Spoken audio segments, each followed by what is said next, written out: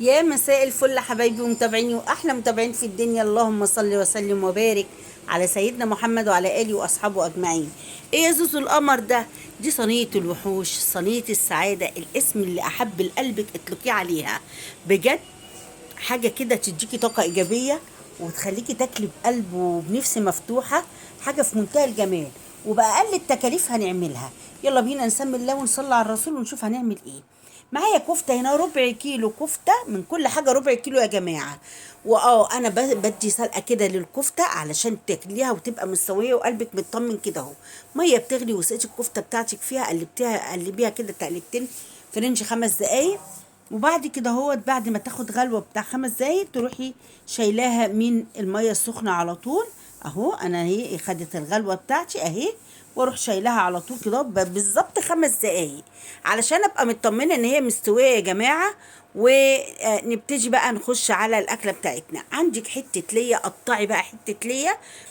بص بتودي الصينيه دي في مكان تاني. معلقه سمنه بلدي، وتروحي نازله بحبه زيت كمان يا ست البنات اهو. يبقى قطعه ليه تقطعيها، معلقه سمنه بلدي، حبه زيت، وتروحي نازله تقليب فيها. وانزلي باول حاجه يا قمرايه بالسجق بتاعي، ربع كيلو سجق وربع كيلو كفته وربع كيلو كبده. وهنشوح كل ده بس هناخد بالتدريج كده حاجه حاجه يا جماعه. اهو خدت السجق بتاعي شوحيه تشويحه. بعد كده يا قمرايه يا ست البنات هروح واخداه على جنب كده اهوت. وانزل بقى كمان بالايه، بالكفته بتاعتي اللي انا اديتها ايه نص سلقه او غلوه كده على النار عشان تاكليها وانت مطمنه وتكون مستويه. اهو هركن بقى السجق ده على جنب كده اهو، واروح نازله بالكفته بتاعتي اهي، عاملاها كور كده اهو. السجق ده كمان انا هقطعه مش هخليه سليم كده اهو.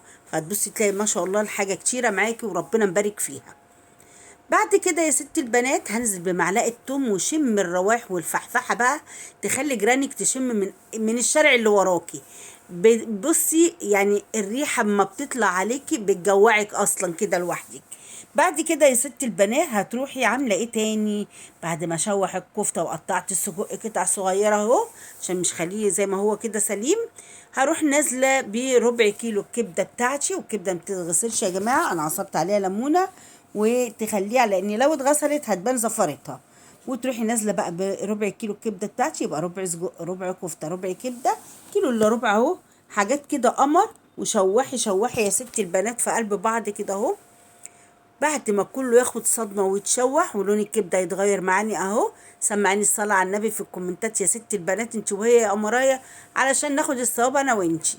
طيب بعد كده يا زوزو هتعملي ايه؟ اكون نازلة بقى بفلفل الوان وسبايسي وبصل، وانزلي بالخلطبيطة دي عليها وشوحي لحد ما ايه الخضار بتاعك كده يتدبل معايا. انا مش عايزاه يتهري، عايزاه يتبل تتبيلة كده صغيرة. ده الخضار بتاعي اهو، نزلت بيه كله كده اهو شوحته. وبعد كده اهو لما خلاص استوى انزلي بقى بهاري بقى حبة فلفل اسود، حبة 7 بهارات، شعرة كمون، حبة ماجي، حبة ملح. ارمي البهارات بتاعتك كلها اهو وقلبي. وحطي ربع كوباية مية بس تديكي صوص كده، بتبقى طعمها حلو جدا.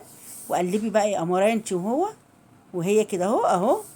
وبعد كده يا ستي البنات كله كده استوى معايا، خضار وكفته وكبده وسجق.